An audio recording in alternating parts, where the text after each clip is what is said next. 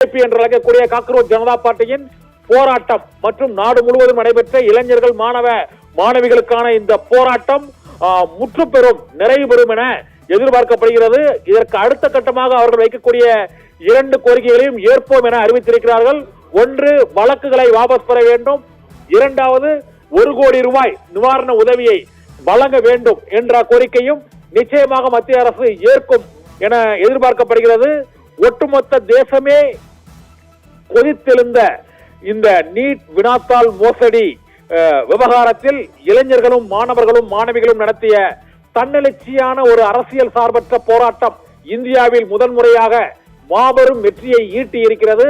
கடந்த 10 நாட்களாக அவர் தர்மேந்திர பிரதான் வெளியிட்டுள்ள அந்த அறிவிப்பில் அவர் ஒடிசா மாநிலத்தில் பாரதிய ஜனதா கட்சியின் ஆட்சியை ஏற்படுத்தியதிலும் நவீன் பட்நாயக்கை தோற்கடித்த வியூகத்திலும் முக்கிய பங்கு வகித்த சூத்திரதாரி என்பதால் தர்மேந்திர பிரதான் ராஜினாமா செய்ய மாட்டார் என்ற கருத்து பரவிய நிலையில் மக்களின் போராட்டத்திற்கு மதிப்பளித்து நான் இந்த ராஜினாமா கடிதத்தை ராஜினாமா செய்கிறேன் என்று கூறியிருக்கிறார். 10 நாட்களாக நடைபெற்ற மாணவர்கள் இளைஞர்களின் போராட்டத்தாலும் 5 நாட்களாக நாடாளுமன்றம் முடங்கியதாலும் பிரதமர் நரேந்திர மோடிக்கு தர்மேந்திர பிரதான் தனது ராஜினாமா கடிதத்தை இப்போது அனுப்பியிருக்கிறார். அதைத்தான் நாம் இப்போது பார்த்துக் கொண்டிருக்கிறோம். இளைஞர்களின் எதிர்காலத்தை கருத்தில் கொண்டு இந்த முடிவை எடுத்திருக்கிறேன் என்று தர்மேந்திர பிரதான் அந்த கடிதத்தில் தெரிவித்திருக்கிறார்.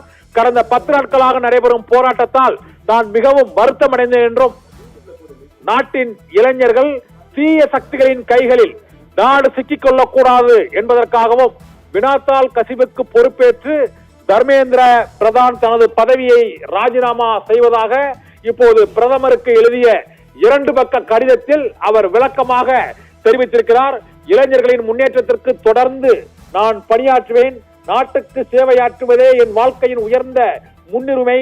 அதற்காக என்றும் அர்ப்பணிப்புடன் செயல்படுவேன் என்று மத்திய கல்வி அமைச்சர் தர்மேந்திர பிரதான் அந்த கடிதத்தில் தெரிவித்திருக்கிறார். அது மட்டுமல்ல, மாணவர்கள் போராட்டத்தில் நேரத்தை வீணடிக்காமல் படிப்பிலும் அவர்களுடைய வாழ்க்கையிலும் கவனத்தை செலுத்த வேண்டும் என்பதற்காக ராஜினாமா செய்கிறேன் என்று தர்மேந்திர பிரதான் அந்த ராஜினாமா கடிதத்தில் உருக்கமாக தெரிவித்திருக்கிறார். மாணவர்கள் நேரத்தை நான் வீணடிக்க ஒருபோதும் விரும்பவில்லை என்றும் அவர்களுடைய வாழ்க்கையிலும் படிப்பிலும் அவர்கள் தொடர்ந்து கவனத்தை செலுத்த வேண்டும் என்றும் இப்போது மத்திய கல்வி அமைச்சர் தர்மேந்திர பிரதான் அறிவித்திருக்கிறார். இளைஞர்களின் முன்னேற்றத்திற்கு நான் தொடர்ந்து பாடுபடுவேன் என்றும் நான் ஏற்கனவே இந்த இளைஞர்களின் மாயை எனும் தீய சுழற்சியில் வீழ்வதை ஒருபோதும் அனுமதிக்க மாட்டேன் என்பதில் உறுதியாக இருக்கிறேன் என்றும் கூறியிருக்கிறார். இப்போது தர்மேந்திர பிரதானின் ராஜினாமா கடிதத்தில் உள்ள முழுமையான விவரங்களை அந்த ஒவ்வொரு வரியாக பார்க்கலாம். என் இளம் நண்பர்களே, 4 தசாப்தங்களுக்கும் மேலான மாணவர்கள், ஆசிரியர்கள் மற்றும் கல்வி சீர்திருத்தத்திற்காக எனது வாழ்க்கையை அர்ப்பணித்துள்ளேன் என்று தர்மேந்திர பிரதான் அந்த கடிதத்தில் தெரிவித்திருக்கிறார்.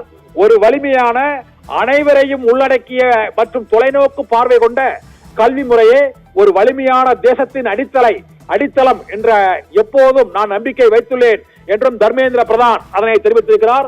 நாட்டின் இளைஞர்களின் அபிலாசைகள், உணர்வுகள் மற்றும் நியாயமான எதிர்ப்புகளை நான் ஆழ்ந்து மதிக்கிறேன் என்றும் தர்மேந்திர பிரதான் அந்த பிரதமருக்கு எழுதிய ராஜினாமா கடிதத்தில் தெளிவாக, உருக்கமாக, நெகிழ்ச்சியாக தெரிவித்திருக்கிறார். இந்தியாவின் இளம் தலைமுறையின் கனவுகளை நனவாக்குவது அரசியல் மற்றும் சமூக வாழ்க்கையில் அனைவரின் தார்மீக கடமையாக இருந்து வருகிறது என்பதையும் அவர் சுட்டிக்காட்டி இருக்கிறார்.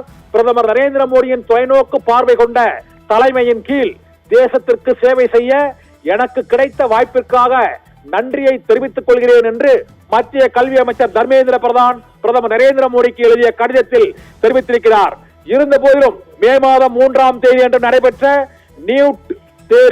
நீட் யுஜி தேர்வில் முறைகேடுகள் கண்டறியப்பட்டன. ஆனால் இந்திய அரசு உடனடியாக இதை கவனத்தில் கொண்டு விசாரணையை சிபிஐயிடம் ஒப்படைத்தது என்றும் மத்திய கல்வி அமைச்சர் தர்மேந்திர பிரதான் பிரதமருக்கு எழுதிய இந்த ராஜினாமா கடிதத்தில் குறிப்பிட்டிருக்கிறார். நாங்கள் தேர்வை ரத்து செய்து மறு அட்டவணைப்படுத்தினோம் என்றும் அடுத்த ஆண்டு முதல் கணினி அடிப்படையிலான கம்ப்யூட்டர் பேஸ்ட் டெஸ்ட் சிபிடி என்ற முறையில் தேர்வை நடத்தவும் முடிவு செய்யப்பட்டதையும் அவர் அந்த 2 பக்க ராஜினாமா கடிதத்தில் குறிப்பிட்டிருக்கிறார். மேலும் இந்திய அரசு, மாநில அரசு மற்றும் குறிப்பாக மாவட்ட நிர்வாகம் ஆகியவை இந்த தேர்வுகளில் முக்கிய பங்காற்றின. மாணவர்கள், பாதுகாவலர்கள் மற்றும் பெற்றோர்களின் ஒத்துழைப்புடன் ஜூன் 21 அன்று தேர்வு நிறைவடைந்தது. முதல் நாளிலிருந்தே இதற்காக நான் முழு பொறுப்பையும் ஏற்றுக்கொண்டிருக்கிறேன். இந்த சூழ்நிலையிலிருந்து ஒருபோதும் நான் பின்வாங்கவில்லை என்றும் தர்மேந்திர பிரதான் திட்டவட்டமாக தெரிவித்திருக்கிறார். எந்த ஒரு திறமையான மாணவரின் எதிர்காலமும் தேர்வு மாஃபியாவால் பாதிக்கப்படக்கூடாது என்றும், எந்த ஒரு மாணவரும் நியாயமற்ற முறையில் நடத்தப்படாமல் இருப்பதை உறுதி செய்ய வேண்டும் என்றும் தர்மேந்திர பிரதான் உறுதியோடு நான் இருந்தேன் என்பதை அந்த ராஜினாமா கடிதத்தில் குறிப்பிட்டிருக்கிறார். ஜூலை 16 அன்று அறிவிக்கப்பட்ட நியூட் யூஜி தேர்வு முடிவுகள் திருப்திகரமாக இருந்தன. ஏழ்மையான பின்னணியைச் சேர்ந்த பல திறமையான மாணவர்கள் வெற்றி பெற்றனர். இருந்தாலும் இந்த நேரத்தில் கூட பொறுப்புள்ள பதவிகளில் இருந்த தனிநபர்கள் பல மாணவர்களுக்கு தடைகளை ஏற்படுத்தவும் அவர்களை தவறாக வழிநடத்தவும் முயன்றனர். இது எனக்கு மிகுந்த மன உளைச்சலை ஏற்படுத்தியது என்றும் அமைச்சர் தர்மேந்திர பிரதான் ராஜினாமா கடிதத்தில் தெரிவித்திருக்கிறார். நமது ஜனநாயகத்தின் சக்தியின் மீது எனக்கு எப்போதும் அசைக்க முடியாத நம்பிக்கை உண்டு. மேலும் நமது இளைஞர்களின் அபிலாசைகள், கனவுகள் மற்றும் எதிர்பார்ப்புகளை நான் ஆழ்ந்து மதிக்கிறேன் என்றும் தர்மேந்திர பிரதானின் ராஜினாமா கடிதத்தில் குறிப்பிட்டிருக்கிறார். அவர்கள் இந்தியாவின் எதிர்காலம் மட்டுமல்ல, ஒரு புதிய மற்றும் வளர்ச்சி அடைந்த இந்தியாவை தாங்குபவர்கள், உருவாக்குபவர்கள் மற்றும் சிற்பிகளும் ஆவார்கள் என்றும் இளைஞர்கள் மற்றும் மாணவர்களை அவர் புகழ்ந்துரைத்திருக்கிறார். கடந்த 10 நாட்களில் நடந்த நிகழ்வுகளால் நான் மிகுந்த வருத்தம் அடைகிறேன் என்றும், இது எனக்கு தனிப்பட்ட கௌரவம் சம்பந்தப்பட்ட விஷயம் அல்ல, இந்தியாவின் இளைஞர் சக்தியை இந்த நாட்டின் உண்மையான பலம் என்றும் கல்வி அமைச்சர் தர்மேந்திர பிரதான் பிரதமர் நரேந்திர மோடிக்கு எழுதியுள்ள அந்த ராஜினாமா கடிதத்தில் குறிப்பிட்டிருக்கிறார். மேலும் அந்த ராஜினாமா கடிதத்தில் நாட்டின் இளைஞர்கள் மாயை எனும் தீய சுழற்சியில் வீழ்வதை நான் அனுமதிக்க மாட்டேன் என்பதில் உறுதியாக இருப்பதாக தர்மேந்திர பிரதான் அந்த கடிதத்தில் குறிப்பிட்டிருக்கிறார். மேலும் டெல்லியில் உள்ள ஜந்தர் மந்திரிலும் நாடு முழுவதும் நிலவும் சூழ்நிலையை தேச விரோத சக்திகள் பயன்படுத்திக் கொள்ளக்கூடாது, நாட்டின் ஒற்றுமை பேணப்பட வேண்டும், இந்தியாவில் ஒரு மாணவரின் எதிர்காலம் கூட சட்ட சிக்கல்களில் சிக்கக்கூடாது என்பதற்காக தாம் பதவியை ராஜினாமா செய்வதாக கல்வி அமைச்சர் தர்மேந்திர பிரதான் தெரிவித்திருக்கிறார். நமது பிள்ளைகள் தங்கள் நேரத்தை படிப்பில் செலவிட்டு தங்கள் எதிர்காலத்தை உருவாக்குவதில் கவனம் செலுத்த வேண்டும். இதை கருத்தில் கொண்டு எனது ராஜினாமாவை மாண்புமிகு பிரதமர் நரேந்திர மோடிக்கு அனுப்பியிருக்கிறேன் என்று ராஜினாமா கடிதத்தின் 2வது பக்கத்தில் கடைசி பேராவுக்கு முந்தைய பேராவில் இந்த ராஜினாமாவை செய்திருக்கிறேன் என்பதை அவர் குறிப்பிட்டிருக்கிறார். மாண்புமிகு பிரதமர் நரேந்திர மோடி அவர்களின் வழிகாட்டுதலுக்கும் நம்பிக்கைக்கும் தொடர்ச்சியான ஆதரவிற்கும் எனது மனமார்ந்த நன்றியை தெரிவித்துக் கொள்கிறேன் என்றும், அமைச்சரவையில் உள்ள மதிப்புமிக்க சக உறுப்பினர்களுக்கும் அமைச்சகத்தின் அதிகாரிகள் மற்றும் ஊழியர்களுக்கும் இணைந்து பணியாற்றும் பாக்கியம் பெற்ற நன்றியை தெரிவித்துக் கொள்கிறேன் என்றும் மத்திய கல்வி அமைச்சர் தர்மேந்திர பிரதான் தெரிவித்திருக்கிறார்.